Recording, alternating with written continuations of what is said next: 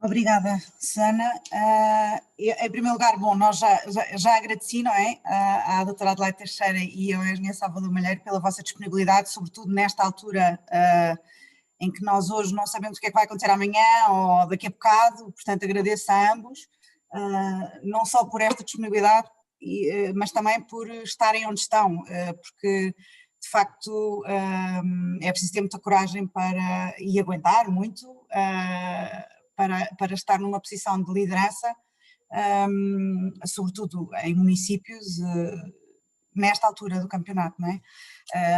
E nós tivemos que adiar isto exatamente porque aconteceu nesse dia em Ovar o estado de emergência, portanto estamos completamente solidários convosco e desejamos a maior sorte para os vossos municípios e para as vossas famílias, obviamente. Portanto, muito obrigada em primeiro lugar. Então, nós temos aqui 4 provocações.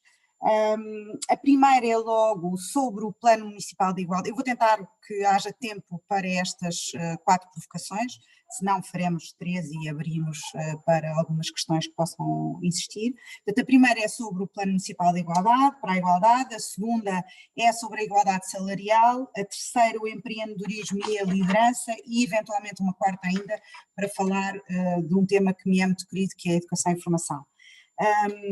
Eu iria pedir que cada um demorasse mais ou menos 5 minutos a responder a cada uma das perguntas.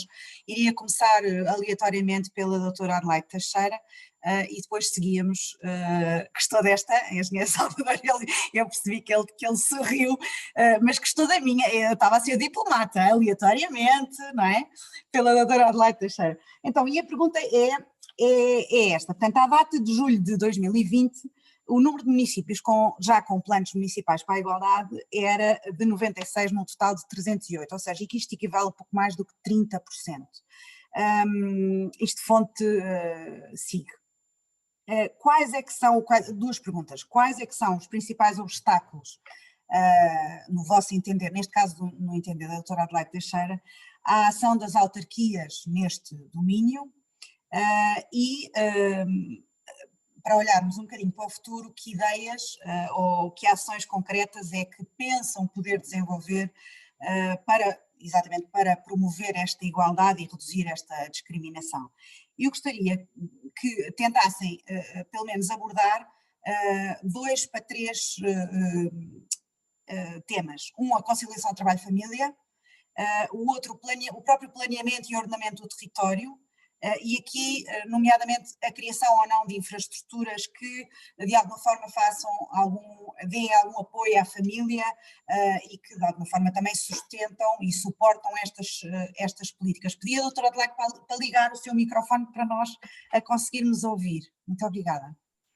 Muito obrigada. Eu começava exatamente por cumprimentar também todos, agradecer muito o convite, espero de facto também, dizer-vos também que é um gosto poder contribuir para a consciencialização da comunidade relativamente a este assunto da igualdade de género. Relativamente à questão em concreto que me é colocada, e dizer-vos que, na verdade, no caso de Porto Alegre, nós não temos um plano municipal para a igualdade de género, nós temos um plano intermunicipal, ou seja, que agrega de cerca de 7 municípios. O território do Distrito de Porto Alegre tem 15 concelhos, e, neste caso, ele foi dividido, digamos, em 2 setores. Nós pertencemos a um dos setores e, mais ou menos, estão 7 de um lado, 8, portanto, do outro lado. E penso que foi uma boa política fazer-se, portanto, esta gestão.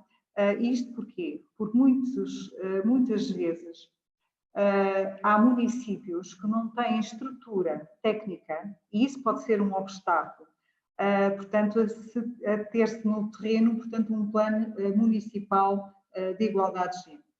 E, havendo aqui uma agregação de municípios, a escala é maior e, portanto, há a possibilidade de termos especialistas técnicos, de câmaras maiores têm mais, evidentemente, disponibilidade do que câmaras pequenas. E aí podemos trabalhar todos em conjunto, além de que, trabalhando em conjunto, também estamos, digamos, em termos da criatividade, em termos também da intervenção, portanto, será com certeza muito mais rica porque existe maior debate de ideias e concretização, portanto, no terreno. E, portanto, esse poderá ser, de facto, um obstáculo. Presumo que esse seja um obstáculo, porque temos municípios, e nós no Alentejo encontramos municípios que não têm estrutura técnica suficiente para depois dar resposta, portanto, a estes planos municipais. E, portanto, no caso de Porto Alegre, na verdade, nós fazemos parte de um plano intermunicipal com 7 municípios. E, portanto, este poderá ser um dos obstáculos para que o território todo não seja abrangido com estes planos. Eu não sei como é que é feita a contabilização. Por exemplo, no caso aqui de Porto Alegre, vai aparecer só 2 planos no território todo. Mas, na verdade, abrange todos os concelhos do distrito de Porto Alegre. Portanto, eu não sei como é que é feita essa contabilização, mas, de facto, esta é uma situação que vos posso dar enquanto experiência deste território. E, portanto, nós já desde 2017 que temos este plano está inscrito em orçamento, portanto, existe uma verba inscrita em orçamento. Eu acho que isso é muito importante para o desenvolver de várias atividades, não só a nível, portanto, das escolas, mas evidentemente esse será um assunto que iremos abordar mais à frente, mas também para outras ações que têm que sistematicamente e de forma consciente e deliberada e intencionalmente fazer-se para que de facto se mude mentalidades, porque ao fim e ao cabo é disso que se trata, é mudança, portanto, de atitudes e de mentalidades. O que é que, pondo aqui um bocadinho da conciliação trabalho-família, e mesmo que não esteja inserido ou que não se, enfim, neste plano intermunicípios, mas o que é que tem alguma ação que nos possa dizer até para nós conseguirmos ter ideias aqui eventualmente para outras iniciativas que possamos fazer, alguma que tenha a ver com esta questão da conciliação que tanto se falou, enfim, antes do Covid, que agora é tudo Covid, não é? Exatamente. É tentar dar as mesmas oportunidades às mulheres que também dar aos homens. E isso é uma das coisas que nós tentamos passar essa mensagem. Normalmente a tendência é que as mulheres estão mais ligadas à família e, portanto, foram educadas de algum modo para dar mais assistência à família e por isso também se lhe dá mais horas, muitas vezes, para poderem ter esse apoio junto à família. Aqui o que nós tentamos fazer é que esse mesmo apoio seja dado em número de horas, quer às mulheres, quer aos homens, e que se compreenda que aquilo que a mulher pode fazer junto à família, o homem também poderá fazer. E passar também essa mensagem a nível da formação, a nível, portanto, da divulgação, constantemente passar essa mensagem para que as pessoas percebam. Muitas vezes isso acontece porque se dá mais horas a alguns, em termos daquilo que é, basta dizer, a nível da parentalidade, há de facto aqui um desequilíbrio. Há coisas que de facto são insubstituíveis, mas há outras que podemos tentar, digamos, contribuir para um equilíbrio maior. Portanto, isso são algumas Nesse aspecto tem havido evolução em relação à parentalidade, bastante evolução e até num pouco número de anos, e a evolução foi muito grande e ficamos muito contentes com isso. Bom, exatamente para dar as mesmas oportunidades aos homens como damos às mulheres, queríamos ouvir agora a sua opinião, Engenheiro Salvador Malheiro. Muito boa tarde. A pergunta eu repito. Não é preciso. Boa tarde para todas e para todos. Um privilégio poder estar aqui neste momento a tratar de um assunto que é de extrema importância e que está precisamente ao mesmo nível que tantos outros, como é o caso da pandemia neste momento. Quero cumprimentar de forma muito efusiva a minha colega, Presidente de Câmara de Porto Alegre, a doutora Adelaide Teixeira, e dizer que por vezes há ações e atitudes que valem mais do que 50 discursos ou planos para o futuro. E o facto de nós termos uma capital de distrito sendo gerida por uma mulher sobretudo pelas qualidades que tem, do ponto de vista político, mas também técnico, é o maior exemplo que nós podemos dar para termos uma sociedade cada vez mais igual, onde tratamos todos por igual, independentemente das diferenças, designadamente do sexo. O que é certo é que, e também envio um cumprimento muito especial à Susana Viseu, uma amiga de longa data, e que tem proporcionado ao OVAR também aqui oportunidades extraordinárias, seja ao nível da sustentabilidade ambiental e também desta questão da igualdade de género, onde eu já irei posteriormente. Sem fugir à pergunta, dizer que o OVAR está a preparar, já há uns tempos esta parte, o seu plano municipal para a igualdade. Está na sua fase de conclusão. Os obstáculos que encontramos, desde logo ao nível dos recursos humanos para o preparar. E nós somos uma Câmara de média dimensão, 55 mil habitantes, 355 colaboradores, mas mesmo assim, apesar de todo o contexto favorável por parte do Executivo, em que há muito tempo esta parte que identifiquei esta como uma prioridade, o que é certo é que a inércia é grande, apesar de existir boa vontade. De todas as formas, aquilo que me preocupa mais é o facto de nós ainda estarmos numa sociedade que, quer se queira, quer não, tem alguma falta de sensibilidade para a importância e a pertinência desta temática.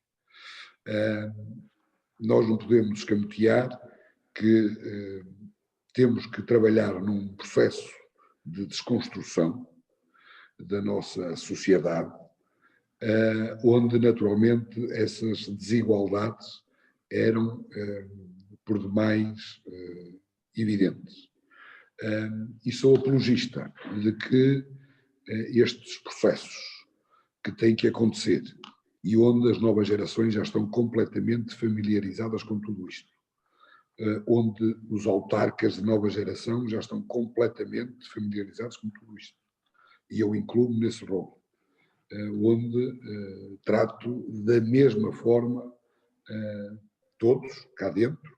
Devo referir que nós temos 12 chefias na Câmara Municipal do OVAR, 8 delas são mulheres, e são mulheres, não é por ser mulheres, são mulheres porque são as melhores, e se fossem homens seriam os homens, são aqueles que se têm mostrado uma performance melhor e, portanto, são premiados pelo seu mérito, pela sua capacidade de trabalho, pela sua organização, pelos seus resultados, e, portanto, eu não tenho qualquer problema em colocar quem merece estar nos lugares, independentemente de ser homem ou ser mulher. Também não creio que as mulheres devam ser favorecidas, longe disso. E é isso que nós tentamos fazer cá. Agora, todo este processo, na minha humilde opinião, eu não sou um entendido na matéria, sou um engenheiro, mas sou sensível para esta temática. Mas acho que estes processos não devem acontecer também de forma radical e devem consolidar-se ao longo do tempo. É um processo de transição que tem que ser moderado, que precisa do seu amadurecimento e, por vezes, quando nós queremos fazer as coisas depressa demais, cometemos erros. E, portanto, eu acho que aquilo que está a ser feito neste momento é o correto. Se nós compararmos o estado atual com o estado de há 2 ou 3 décadas atrás, nós tivemos evoluções impressionantes, mas muito há ainda a fazer. Muito há ainda a fazer, e os municípios têm aqui uma oportunidade de ouro para demonstrar esta vontade. Nós temos muitas ferramentas à nossa mercê e podemos gradualmente implementá-las. E eu não quero estar agora aqui a falar da Câmara do OVAR, porque tenho a percepção de que a maioria das nossas câmaras, independentemente da sua cor político-partidária, todas elas estão com uma sensibilidade crescente para todas estas temáticas.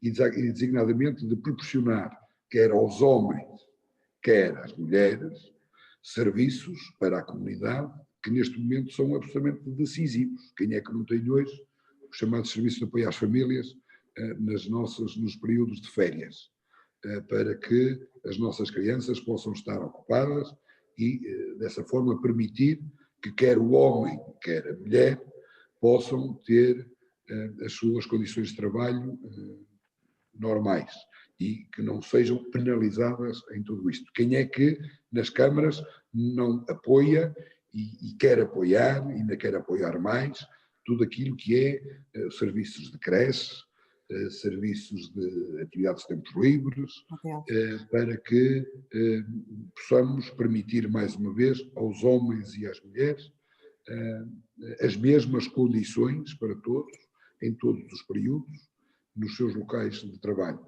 Quem é que não pensa, será em premiar em termos de benefícios fiscais municipais, seja em sede de IMI, seja em sede de taxas urbanísticas, seja apenas ao nível da sensibilização e do diálogo, porque nós queiramos ou não, um Presidente de Câmara é um líder de opinião na sua comunidade, foi eleito pelo povo, tem um enorme reconhecimento por toda a sua comunidade, não só pelo povo, mas também pelas entidades empresariais, e é importante passar a mensagem de que essas mesmas empresas que cá estão sediadas têm que ter cada vez mais uma responsabilidade social, que devem olhar para as mulheres da mesma forma que olham para os homens, mas sobretudo proporcionar serviços que lhes permitam a elas ter as mesmas oportunidades que os homens. E, portanto, é um pouco isto. Eu preocupo mesmo a sério em criar um território, uma comunidade de igualdade de oportunidades. E aqui se é preto ou se é branco, se é cigano ou se é chinês, ou se é homem ou se é mulher, ou se é gay ou se é heterossexual, para mim é tudo igual.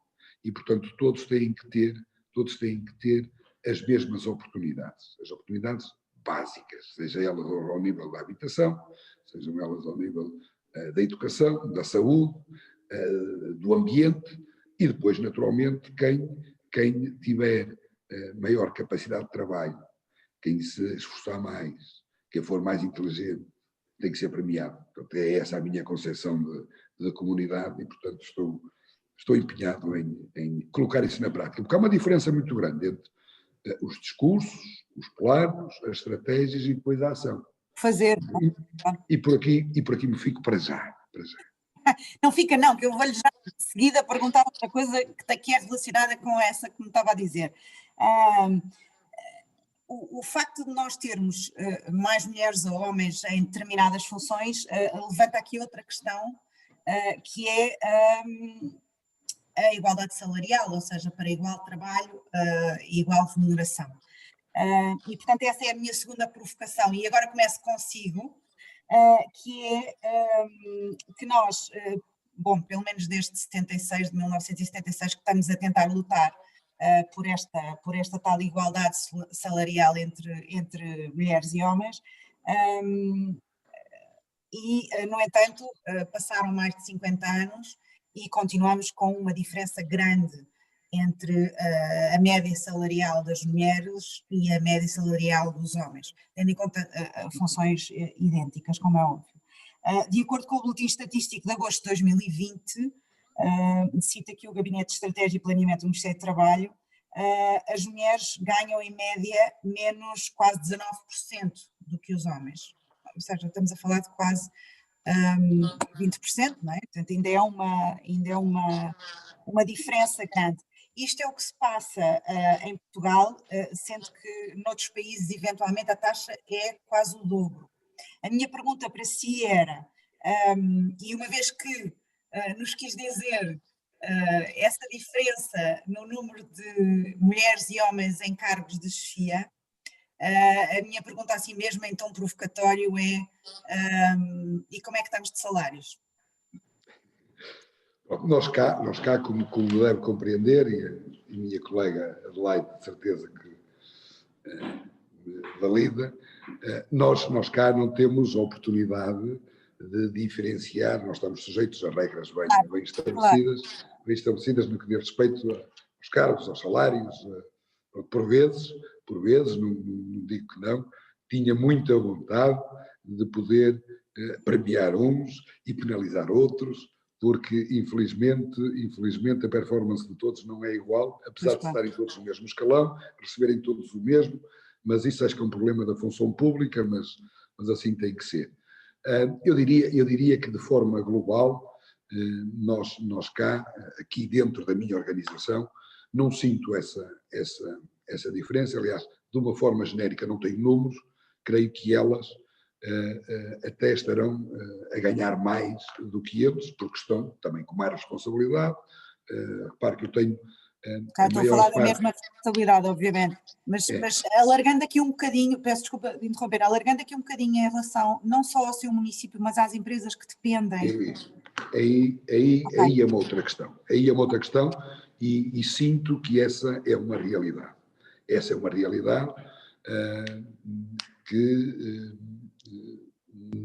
ao nível dos nossos empresários, ainda existe esse estigma, sejam através de trabalhos que sejam mais físicos, e nós temos muitas mulheres a trabalhar cá, a fazer trabalho físico, e pronto, seja pelas condições físicas, mas sobretudo por um estereotipo que ainda continua nos nossos empresários, de eles ganharem mais.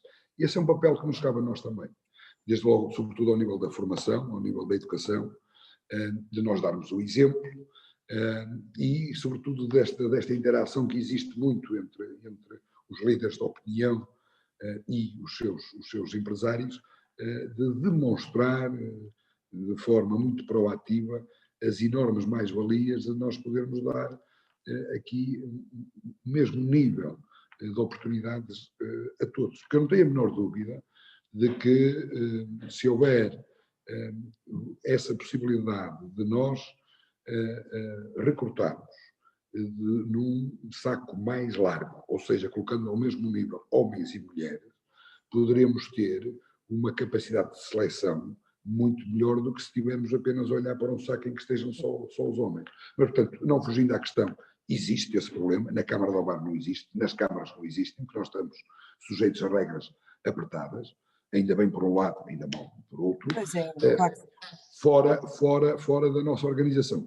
Aqui, no município que eu conheço bem, existe. Há algumas empresas onde essa diferença cada vez é menor, mas não seria correto, nem sério, se dissesse que isso já não existe. Claro que existe, e é nossa obrigação lutar para que isso não aconteça. E acha que a ferramenta que o município tem é através da sensibilização e da formação das pessoas, é isso? Sim, pouco mais. Nós não temos muito mais para... Eu acho que nós temos aqui um papel fundamental naquilo que é a capacitação das nossas pessoas. Todos nós já percebemos que o futuro, neste clima de competitividade territorial, se vai definir muito pelo potencial humano, pelas nossas pessoas. Todos nós temos territórios diferentes, que não temos que comparar uns com os outros, são diferentes, nós temos que afirmar a nossa identidade por aquilo que nós somos, não temos que copiar ninguém, e a diferença vai-se fazer pelas pessoas que cá estão. E, portanto, quanto mais cultura nós dermos às pessoas, quanto mais formação nós dermos às pessoas, quantas mais oportunidades nós demos às pessoas, e se dermos exemplos de sucesso, e eu estou a ver aqui a Susana agora já, e é com gosto que eu digo, a partir de uma ideia dela, nós estamos a implementar aqui um projeto, que é um projeto piloto, que visa precisamente ajudar as mulheres, mas sobretudo é um sinal para a comunidade, para quem não sabe, é um projeto que tem a ver com uma questão ambiental, se retirar o plástico do mar, mas depois esse plástico do mar ser aproveitado para outros fins. E quem é que vai tirar partido dessa transformação do plástico retirado do mar no âmbito de uma economia circular? As mulheres dos nossos pescadores. Só as mulheres dos nossos pescadores, que é uma classe que tem sido discriminada muito pela negativa ao longo das décadas e onde ainda hoje acontece. Basta lá estar e passar 10 minutos no meio daquela comunidade que percebe de imediato que elas são tratadas de forma completamente diferente, não têm as mesmas oportunidades, têm outro tipo de responsabilidades, E, portanto, este é também um papel que eu acho que as autarquias têm que ter, que é, não só a partir da sensibilização, da formação, da educação, é também apostar um bocadinho de coragem e arrojo em projetos fora da caixa, que permitam também, por outras vias, implementar isto que nos vai na cabeça e tentar combater esta desigualdade que existe. Sim, Marta. Sim, obrigada. E obrigada por ter falado do nosso projeto que tanto nos orgulha. Mas a Susana, com certeza que é top, não é? Boa. Doutora Adelaide Teixeira, gostaria de ouvir a sua opinião. Gostaríamos todos de ouvir a sua opinião. Olha, eu começaria por dizer que subscrevo na íntegra aquilo que foi dito pelo meu colega Delvar. Para já, agradecer-lhe as simpáticas palavras, mas referir que, de facto, nós, a nível das autarquias, obviamente, não podemos fazer essa diferenciação. Não é, tal como ele referiu, e sublinho também, não gostasse de o fazer. Mas se o fizesse, não teria a ver nada com a questão do género, de ser feminino ou ser masculino, ou o que fosse, mas sim pelo desempenho. Acima de tudo, eu acho que nós temos que olhar para a mulher e para o homem enquanto pessoas. E enquanto pessoas perceber se, de facto, a competência que ela tem. E é isso, acima de tudo. Eu, quando falo com alguém, não estou a pensar, estou a falar com um homem, estou a falar com uma mulher. Estou a olhar para o seu conteúdo, para o seu discurso, para aquilo que é a sua atitude, o seu comportamento enquanto profissional, e é isso que eu tenho que avaliar, portanto, e é isso que me interessa, ao fim e ao cabo, é o seu desempenho. Claro que, evidentemente, nós sabemos que essa discriminação existe, e essa discriminação existe e penso que tem a ver com aquilo que eu há pouco referi, que é este estereótipo que a mulher está muito ainda associada a um papel de apoio, portanto, à família. E um empregador, quando pensa em contratar uma mulher, pensa logo que o seu trabalho vai ser provavelmente descontínuo, porque vai ser mãe, porque vai ter que dar apoio à família, e aí tem normalmente, portanto, acaba por fazer essa discriminação. Obviamente, como é que se combate isso? Educando. Educando de tenra idade, eu sei que isso é um tema que vai ser referido mais à frente, mas tem que ser, quanto mais cedo, melhor. De tal maneira que isso se torne algo que seja natural e que a pessoa interiorize que, de facto, o que estamos a tratar é de pessoas, sejam elas, portanto, mulheres ou homens ou de qualquer outra etnia, porque a espécie é só uma, essa é que é a verdade. Sejam eles homens ou mulheres, a espécie é só uma. E, portanto, tem que se combater através exatamente da educação, da formação, da sensibilização, com exemplos também de outras mulheres que podem ser, de facto, também um espelho para outras e para outros. E é nesse sentido que nós temos, e é nesse sentido que a autarquia de Porto Alegre, e penso que todas as outras autarquias, de certeza absoluta, trabalham nesse sentido diariamente. Com projetos, com mensagens, com eventos. Agora, isto tem que ser feito, não pode ser feito só de vez em quando. Tem que ser feito de forma sistemática, para que vá ficando, de facto. E por isso é que eu digo que a questão da educação é muito importante e começar-se de tenra idade, para que depois não haja esta necessidade de estar constantemente, porque aí as coisas entram e, portanto, ficam para toda a vida. Mudar mentalidades numa determinada idade já é mais complicado, mas temos que insistir, não podemos desistir e temos que continuar, portanto, insistir continuamente de forma, de facto, intencional e sistemática para que, de facto, haja estas mudanças de comportamento e dar, evidentemente, só se consegue isso dando também as melhores condições e as iguais oportunidades, obviamente. Iguais direitos e iguais deveres. Não foi à toa que nós os convidamos aos dois, não é? Mas quer dizer, porque são os dois uns ótimos exemplos e, portanto, é bom passar a palavra dos bons exemplos e não dos menos bons exemplos. Deixem-me só fazer aqui uma pergunta que eu ouvi isto no outro dia num webinar também, dedicado à igualdade de género, e que tinha a ver exatamente com as câmaras, ou com as vilas, e que tinha a ver com o nome das ruas. Tinha a ver com o nome das ruas. E a percentagem média do nome das ruas dedicadas a mulheres, com o nome de mulheres, homenageadas pelo nome da rua, era uma percentagem ínfima. A minha pergunta, mas eu estou assim, isto não estava preparado, a minha pergunta é, quem é que decide o nome das ruas? O engenheiro Salvador a rir-se. Quem é que decide o nome das ruas? Engenheiro Salvador, poder? É uma comissão. Nós temos uma comissão de toponímia. Exato. E eu penso que a Adelaide é a mesma coisa. Mas eu não faço a mínima... Eu tenho muitas ruas de mulheres, mas não faço a mínima ideia se existe igualdade ou não. Mas vou ter também essa preocupação. Veja, por favor, que eu estou curiosa. Depois diga-me, está bem?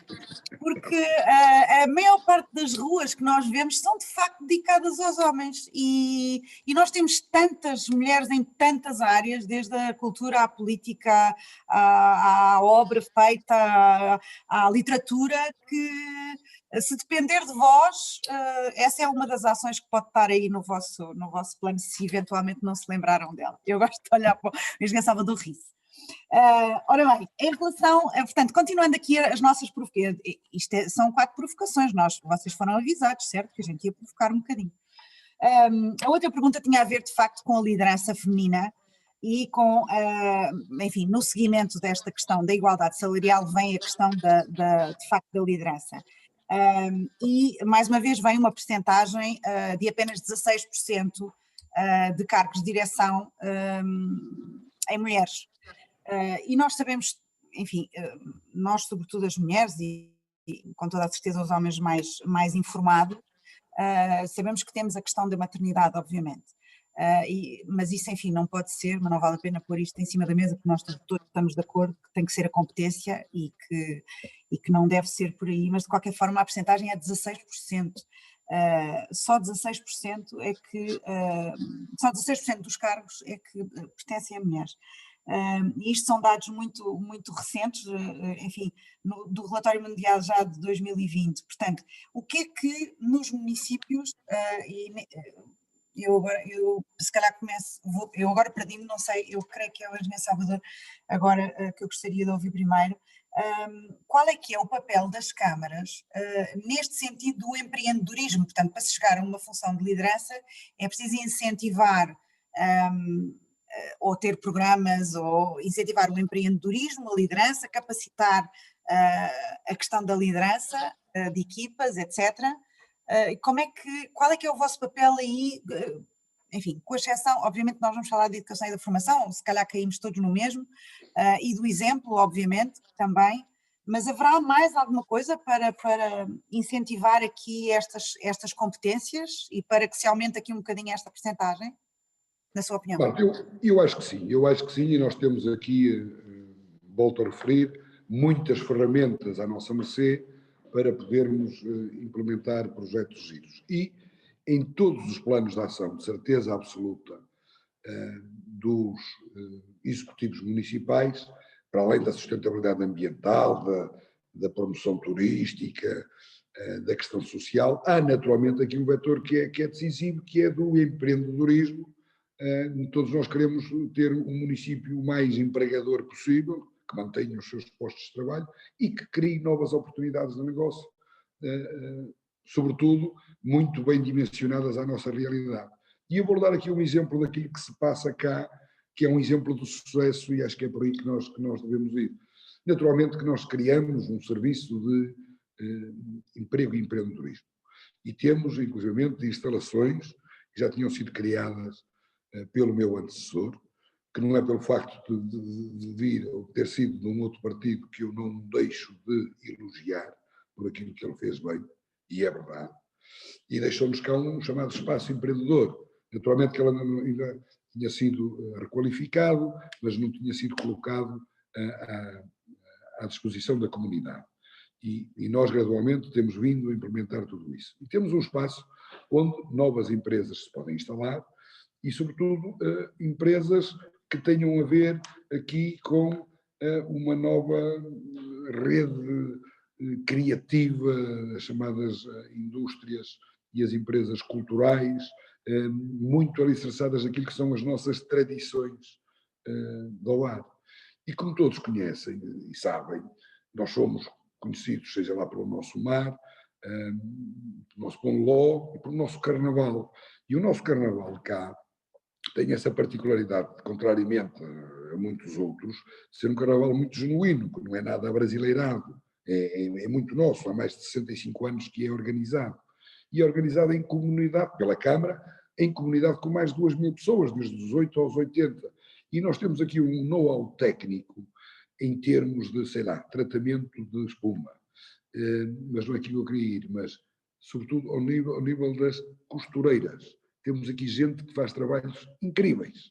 E, portanto, às vezes falta aquele empurrão das pessoas saberem que tem aqui uma câmara amiga, tem aqui uma câmara que lhes proporciona condições de instalação muito favoráveis, em que elas podem criar as suas empresas e, de facto, criar riqueza para o próprio município, com base em algo que, sendo muito antigo, é extremamente moderno. E temos vários produtos que estão a aparecer cá. E não sei o que é que isto vai dar, mas naturalmente que poderão, a curto, médio prazo, tornar-se em grandes empresas. E essas empresas são lideradas por mulheres. São lideradas por mulheres.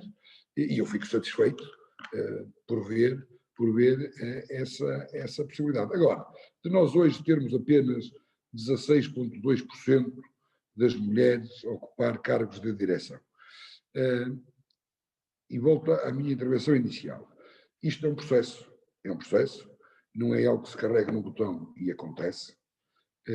Se nós voltarmos atrás, 30 anos atrás, se calhar temos aqui um valor 10 vezes inferior, e eu não tenho a menor dúvida de que, com as características muito particulares de algumas mulheres, também há mulheres que são incompetentes, há mulheres que são malandras, há mulheres que não gostam de trabalhar, portanto, também há, não é só pelo facto, mas existem características em termos de método, em termos de inteligência, em termos de organização, não sei se isso está no ADN diferente dos homens, eu sinto isso na minha organização. E tem sido um prazer trabalhar com as mulheres, com algumas das mulheres, que são extraordinárias, apresentam resultados. E nesse contexto, eu não tenho a menor dúvida que daqui a 2, 3, 4, 5 anos, este número vai duplicar, triplicar, e se calhar vamos começar a ter conferências presenciais, espero eu, depois desta pandemia ter passado, no futuro próximo, para também tratarmos de problemas de igualdade, mas onde se calhar vamos ter aqui números diferentes, em que nós vamos ter todos, e espero que todos que estão aqui a ver possam também dar o seu contributo, no sentido de puxar um bocadinho pelos homens para cima, porque eu creio que com a tendência que está a existir, e eu sou daqueles que também tenho trabalhado dentro da minha esfera de competências, mas com a tendência que está a existir, as mulheres estão a mostrar o que valem, e os exemplos que estão a dar são bons, e eu tenho conhecimento de muitas empresas de topo, que estão a recrutar mulheres para os seus altíssimos quadros de direção. E estão a fazê-lo, mais uma vez, não é para estar a fazer nenhum favor às mulheres, é única e simplesmente porque elas são melhores do que uns outros candidatos que têm concorrido contra elas. Eu sou, apesar de tudo, apesar de ter os pés sempre muito bem assentos na terra, e de saber que ainda vivemos numa comunidade muito conservadora mesmo, em que é necessário aqui um trabalho aturado muito grande de sensibilização, de formação, de gente que pode dar o exemplo como nós e que está a dar o exemplo. Eu estou muito otimista de que este problema há de ser resolvido. Ainda por cima, com a vossa força, com a vossa coragem, acho que vamos chegar a muito Salvador, olha, eu sou conhecida por ser muito positiva, mas estar-me a dizer que se a gente demorou 50 anos para estar a 16%, a igualdade teoricamente é aos 50%, portanto... Não, mas vai ser mesmo, não vai estar mais 50 anos. Eu espero que não, mas se for daqui a 50 anos, com toda a certeza que há de ser presencial, caramba, não é? Vamos lá ver. Isto também não vai durar muito tempo. E eu estou convosco nesta luta, podem contar comigo. Muito obrigada, e nós sabemos que sim. Doutora Adelaide, quero-lhe fazer exatamente a mesma pergunta. Tem que ligar isso. Muito obrigada. Deixe-me só voltar um bocadinho atrás em relação à toponímia. Olha, nunca tinha pensado nisso, mas a minha percepção é que, de facto, há mais ruas com nomes de homens do que de mulheres. Mas isso também tem uma explicação histórica, cultural e social, não é? Porque, de facto, eles desempenhavam cargos, portanto, de maior visibilidade do que as mulheres. E eu espero que nos próximos tempos, indo de encontro àquilo que o meu colega acabou de referir, mude. E, de facto, está a haver uma grande... Doutora Adelaide, nós não queremos que substitua o nome das ruas dos homens, porque essa gente quer que faça mais ruas. E que essas tenham os nomes de mulheres. Exatamente. Isso não se substitui, Exatamente. Portanto, o que nós queremos é que, de facto, é uma questão que colocou e que eu nunca tinha olhado, são as comissões de toponímia que, de facto, decidem os nomes, é proposto à Câmara e depois é deliberado, de facto, em reunião de Câmara. Mas, relativamente à questão que me estava a colocar, hoje, em termos de liderança, nós temos muitos exemplos de pessoas que estão à frente, portanto, são líderes a nível até mundial e que são mulheres. Mas aqui, exatamente no Concelho de Porto Alegre, nós temos alguns casos de sucesso. Atrás de mim eu tenho uma belíssima tapeçaria de Porto Alegre, uma tapeçaria que é considerada a melhor tapeçaria contemporânea mural do mundo e, de facto, ela é feita por mulheres e a pessoa que está à frente da manufatura é uma mulher. E, portanto, há tapeçarias destas espalhadas por toda a parte do mundo. Mas quando digo ciente daquilo que estou a dizer, artistas plásticos como Vieira da Silva, José de Guimarães, Júlio Pomar, José Seixas e muitos mais, cerca de 200 artistas nacionais e estrangeiros desenharam para a tapeçaria de Porto Alegre e ela é feita por mulheres. Assim também, a nível da doçaria conventual, nós neste momento temos várias mulheres que estão à frente e que são doceiras e que contribuem para a riqueza também deste território. Mas também temos, porque Porto Alegre é também conhecido pelos bons vinhos, enólogas, que há muito pouco tempo atrás era muito raro aparecer, portanto, mulher enóloga. Isto porque, de facto, as engenharias já não é um mundo só dos homens. Tanto que, neste momento, já temos mais engenheiras civis do que engenheiros civis. Eu, quando entrei para a faculdade e fiz o curso em Coimbra, um curso que era tipicamente de homens, portanto, geologia. De base, sou geóloga, depois especializei-me em ciências da educação, mas de base eu sou geóloga. E quando me formei... Somos as duas, engraçado. Não sei. Ah, é?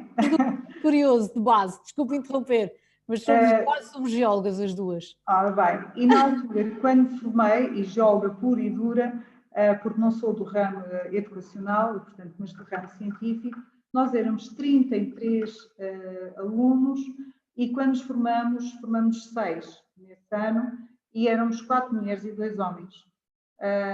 Portanto, isso não quer dizer nada, tivemos mais sucesso, se calhar empenhamos mais, não interessa, mas de facto o mundo está a mudar e Portugal está a mudar nesse sentido e eu estou em crer que rapidamente, de facto, não vamos precisar dos 50 anos. Espero bem que não seja necessário esses 50 anos. Mas o que interessa acima de tudo é a competência, é o desempenho e é aquilo que eu faço aqui todos os dias, junto e tenho uma chefe de divisão, presidente da área do urbanismo, é uma mulher, é uma engenheira civil, um mundo que normalmente era de homens. Mas ela está naquele cargo por competência, foi sujeita a um concurso e, portanto, a um júri, e, portanto, aqui esse nível é feito dessa maneira. Mas também, a nível de algumas empresas aqui na região, nós já vamos ter várias mulheres, portanto, nos lugares de liderança. Agora, como diz também o meu colega, isto não se muda de um dia para o outro. E, portanto, há uma carga histórica, cultural e social que não se apaga de um dia para o outro, e ela existe, e, portanto, esta mudança de paradigma não se faz de rapidamente e com um estalar de dedos. Aquilo que nós podemos fazer é exatamente também dar oportunidades às mulheres e incentivá-las de que elas são tão capazes como os homens de poder, portanto, executar tarefas e de liderar, portanto, empresas e abrir os seus negócios. E é nesse sentido que o município de Porto Alegre, também através de uma incubadora de base tecnológica e outra de base não tecnológica, dispomos também, portanto, desses espaços para que quem queira comece a sua atividade profissional e, quem sabe, mais tarde, poder liderar um negócio. Doutora Adelaide, eu ia também, enfim, a minha última provocação, nós já temos vindo aqui a falar um bocadinho sobre a educação e a formação, mas tocou agora no assunto de os cursos que eram teoricamente mais masculinos e que neste momento, tanto mais cursos ligados às engenharias, eventualmente às matemáticas, aos IT, como é que vê isto a mudar? Porque, enfim, no mundo nós sabemos que isto está a mudar, mas como é que vê isso a mudar e mais perto de si? Como é que estão as raparigas nesse aspecto? Ou seja, começa a haver mais raparigas nestas áreas, ainda continua a ser muito masculino, como é que está a sentir esta evolução? Neste momento, é que a percepção que eu tenho, portanto, é que não há, digamos, não se escolhe um curso por ser mais de homens ou de mulheres, escolhe-se o curso por vocação. E esse é muito bom, isso de facto é que deve acontecer, e tal como eu já referi, isso tem a ver também com o facto como também hoje em dia a educação está a ser dada na escola, desde a pré-escola, desde a pré-primária até passando, portanto, pelo segundo, terceiro ciclo e adiante. Eu ainda sou do tempo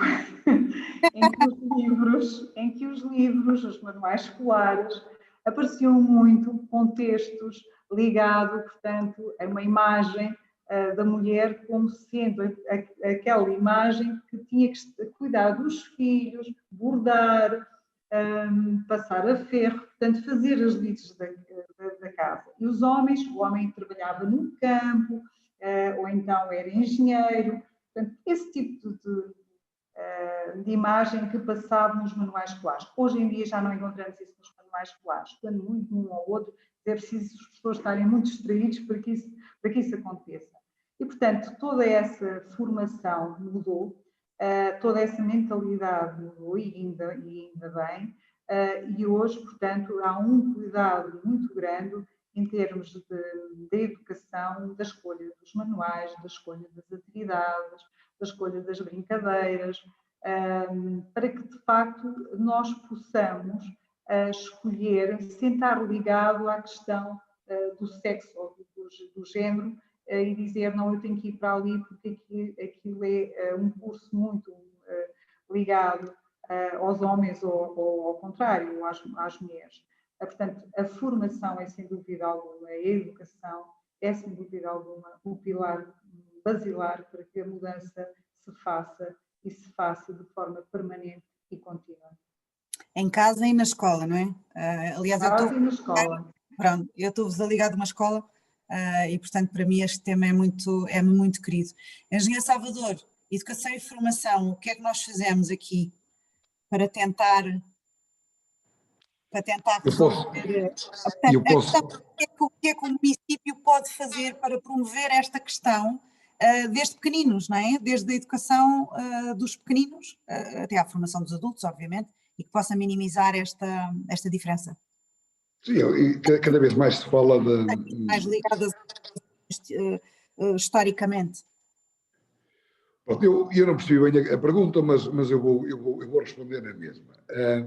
Nós, nos municípios, estamos cada vez mais com um maior nível de competências e eu sou um profundo defensor dessa descentralização, de passar competências para os municípios, porque somos nós que estamos no terreno, somos nós que conhecemos bem o nosso território.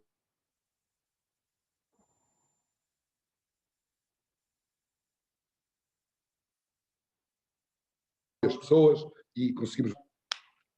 Se calhar caiu, não foi? Caiu, mas levantou-se logo. Levantou-se. Estava eu a dizer que eu sou um acérrimo defensor da descentralização de competências, acho que nós conseguimos fazer melhor, mais depressa, mais barato, e vamos esperar que isto chegue a bom porto, naturalmente que é necessário o pacote financeiro também para nós podermos exercê-las com eficiência e eficácia. E nesse contexto, ao nível da educação, nós estamos à espera de podermos ir um bocadinho mais para além, de sermos apenas uns meros profissionais para estar a manter as instalações, de tratar das janelas, das portas das nossas escolas. Eu acho que nós devemos ir um bocadinho para lá e disso. E devemos, inclusivamente, entrar naqueles que são os programas curriculares. Acho que devíamos ter uma palavra a dizer, designadamente, naquilo que é um estudo um bocadinho mais profissional, de direcioná-lo para as necessidades do nosso tecido empresarial, e aí acho que os municípios, mais uma vez, poderão ter aqui um papel de relevo para tentar incutir desde a primeira hora aos nossos meninos, às nossas meninas, aqui estes conceitos de igualdade, se bem que, e eu tenho 3 filhos grandes, já, e percebo que neles este problema já não existe. Não existe, e não existe mesmo, e fico particularmente satisfeito. As novas gerações, pelo menos dentro de minha casa, vejo essa igualdade. E eu venho de uma família em que não. Venho de uma família de 10 irmãos, em que os homens eram completamente diferentes das mulheres. Completamente diferentes das mulheres. Tinham responsabilidades distintas, tarefas diferentes, regalias, e eles tinham mais regalias do que eles, e a verdade é essa. Hoje tenho a felicidade de ter uma família constituída que é ao contrário, é tudo completamente igual. Talvez tenha um bocadinho a ver consigo, não? Se calhar também um bocadinho muito com a minha mulher também, e eu, graças a Deus, tenho uma mulher muito nesse aspecto, de cabeça aberta, e que sabe reivindicar aquilo que é de elementar justiça. Eu venho de um curso, eu sou engenheiro mecânico, no meu ano, de 90 a 95, na FEUP, na Faculdade de Engenharia do Estado de Porto, nós entramos 100 alunos, só havia uma mulher. Pois, é a engenharia mecânica, sim, claramente. Uma única mulher. A minha filha está agora na Faculdade de Engenharia do Estado de Porto, não está em Engenharia Mecânica, mas está em Engenharia do Ambiente, já está no 3º ano, e tem 1 ou 2 homens. E diz-me que no curso de Engenharia Mecânica, mais de metade são mulheres. Pois, é essa tendência. E diz-me ainda que as médias são muito mais elevadas. Portanto, quer dizer, elas estão a conseguir lugares de destaque, e mais uma vez, não é por ser mulheres, é porque são mais aplicadas, estudam mais, porque pronto, estão a mostrar aquilo que valem. E eu fico particularmente satisfeito. E pronto, acho que vamos aguardar, acho que é importante fazer-se mais coisas destas. Se calhar também até mais abrangentes,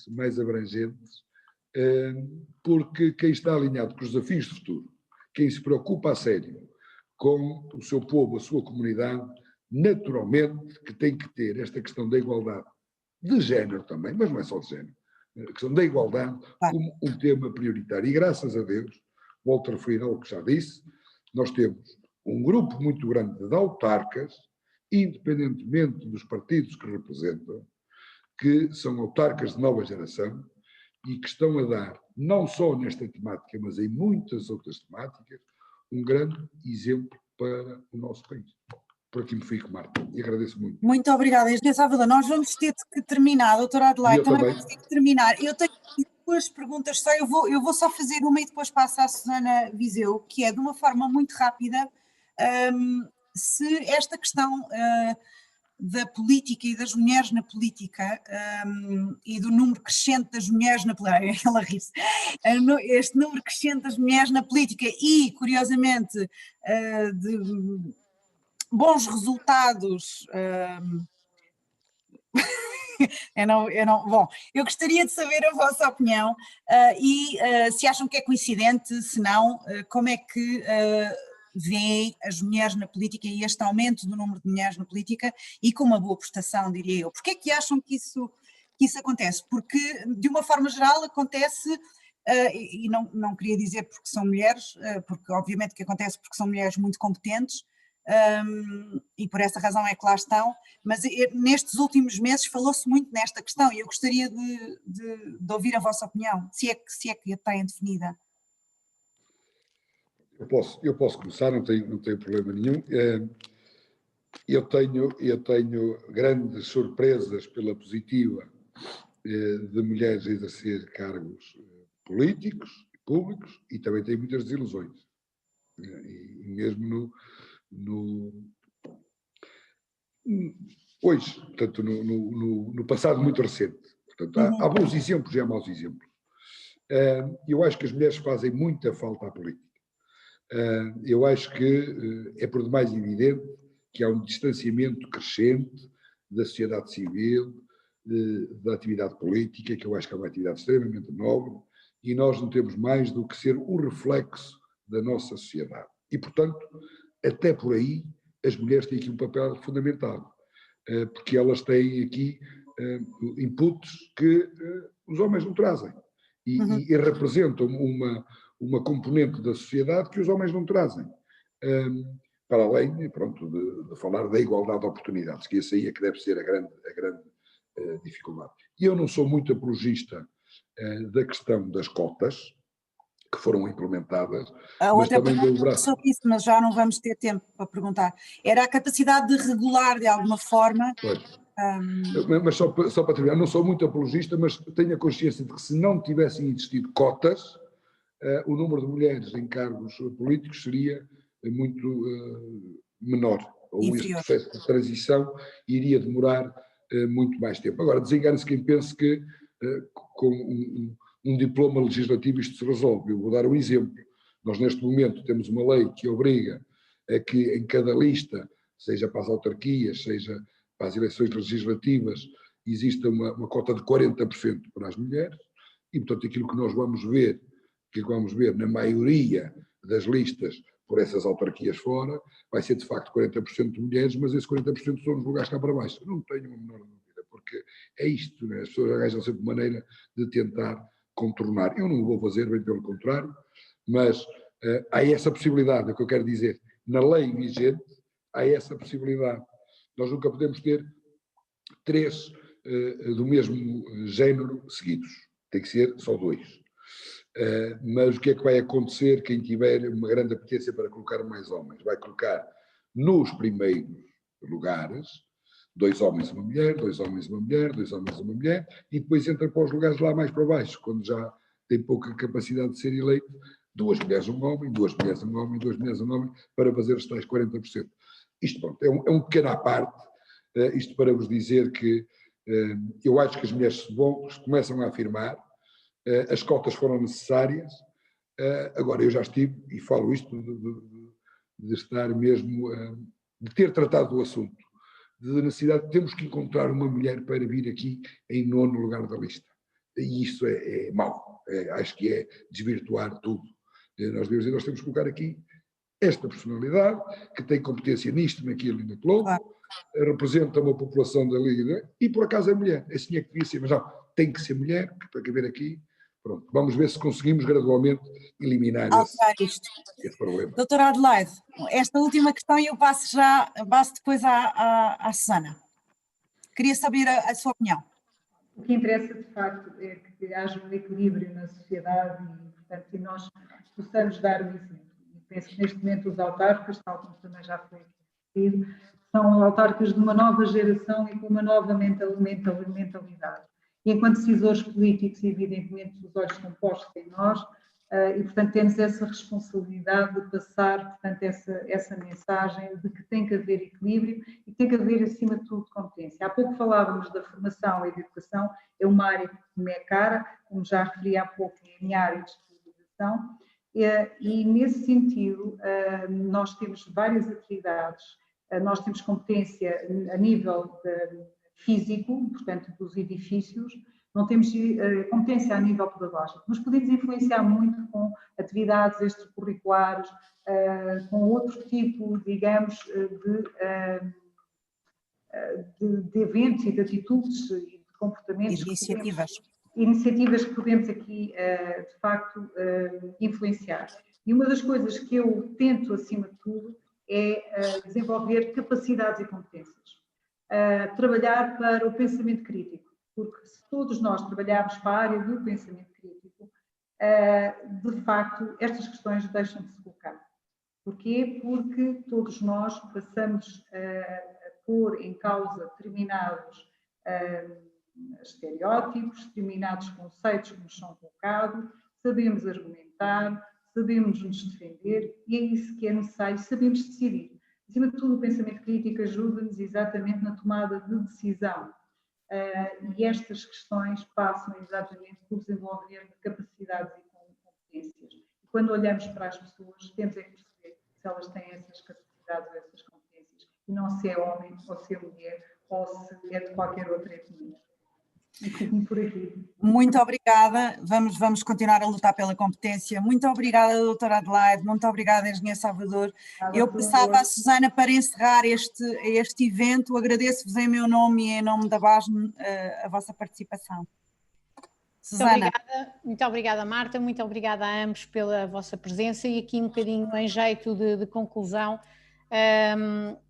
relativamente àquilo que era o nosso tema de hoje, o papel das autarquias locais, do poder local, relativamente às questões da inclusão, sendo certo que algumas dessas competências não estão diretamente endereçadas ao poder local, como disse a doutora Adelaide e o engenheiro Salvador Malheiro, o papel das autarquias pode ser muito relevante, sobretudo ao nível da sensibilização e da educação, do envolvimento dos vários agentes que atuam no território.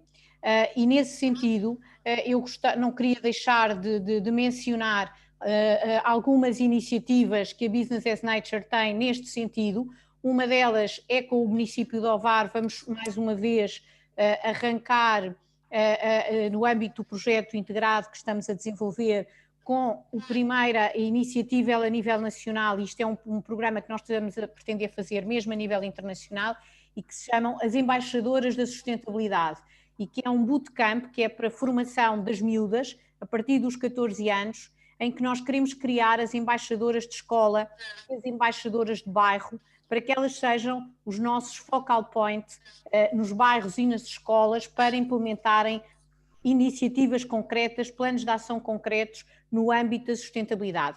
E elas vão integrar uma rede que pretendemos que existam em todas as cidades, em todos os municípios, as nossas embaixadoras, e estamos já, inclusive, a trabalhar este projeto em vários países lusófonos e também de língua hispânica.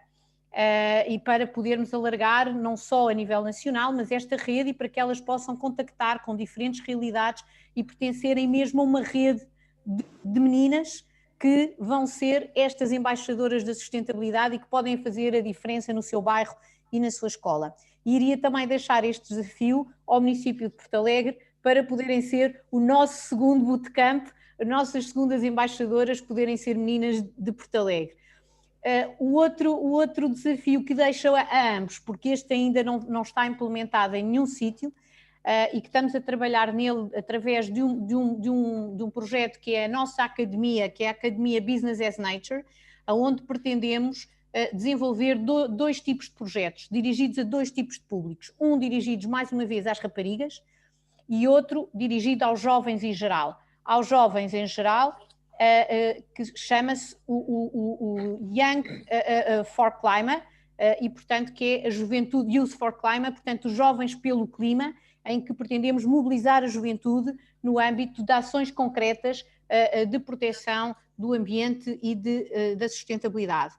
O outro projeto que era o que eu vos iria também desafiar era o programa que se chama Women Empowerment, Girls Empowerment, que é as líderes do futuro, Girls Empowerment, as líderes do futuro, em que nós queremos formar, através de um programa de mentoria a partir das raparigas adolescentes, as competências, as soft skills, não é? Portanto, das raparigas, porque muitas vezes as raparigas, as mulheres não chegam a lugares de topo porque não têm essa motivação. e porque não têm esse mindset. E, portanto, esse mindset não lhes é criado e mesmo ainda agora, muitas das raparigas não têm esse mindset. E, portanto, as características de liderança trabalham-se, as questões da autoestima, da motivação, devem ser trabalhadas desde a adolescência e nós, nesse programa, nós queremos trabalhar não só essas competências através de um programa de mentoria, mas também proporcionar às raparigas um programa de estágios muito alargado em grandes empresas, onde elas vão ter que fazer apresentações aos conselhos de administração das empresas e onde vão ter um tutor ou uma tutora que durante esse período de estágio as leva a várias experiências, como por exemplo um jantar numa embaixada, como por exemplo irem ver uma ópera ou um bailado, ou um determinado conjunto de aspectos que lhes possam dar mundo, porque é muito importante para as mulheres e para a liderança no feminino ter mundo, ter segurança, e isso tem que se ir adquirindo desde sobretudo da adolescência, para que fique devidamente internalizado. Portanto, estes são dois desafios que vos deixo, para além de outros que julgo que em conjunto, e é para isto, e acho que cada vez mais é importante esta ligação entre a sociedade civil e a participação da sociedade civil e este exercício da cidadania e o poder local, e podermos estabelecer aqui parcerias para, junto das escolas, junto também dos mais velhos, dos públicos mais velhos e às vezes de públicos até mais difíceis e onde estas questões da igualdade de género possam estar mais ainda enraizadas, podemos pensar em conjunto em formas de, através da sensibilização, através de iniciativas concretas, lançamento de concursos, o que seja, trabalhar com as autarquias, trabalhar também com as empresas através das autarquias para poder ir alterando de forma mais rápida este estado de coisas e não demorarmos os tais 50 anos que a Marta há pouco referiu. Portanto, deixo-vos com este desafio. Já sabem que eu já me conhecem há alguns anos, sabem que sou uma mulher de desafios e, portanto, não podia fechar sem vos deixar mais um. Muito obrigada mais uma vez por poderem estar presentes. Muito bem. Não sei se alguém tem agora alguma questão, alguém dos presentes que quisesse colocar uma questão. Já ultrapassámos aqui o tempo, Susana. Eu tenho que sair. Pronto, então vamos sair e ficam, se alguém tiver uma questão, depois será endereçada. Muito bem, muito obrigada. Muito obrigada. Claro, obrigadíssima. Tchau, muito obrigada. Até à próxima. Prazer. Até à próxima. Obrigada, até breve. E tudo bom por aí, por Alvar. O Porto Alegre também, olha. Obrigada. Até breve. Obrigada.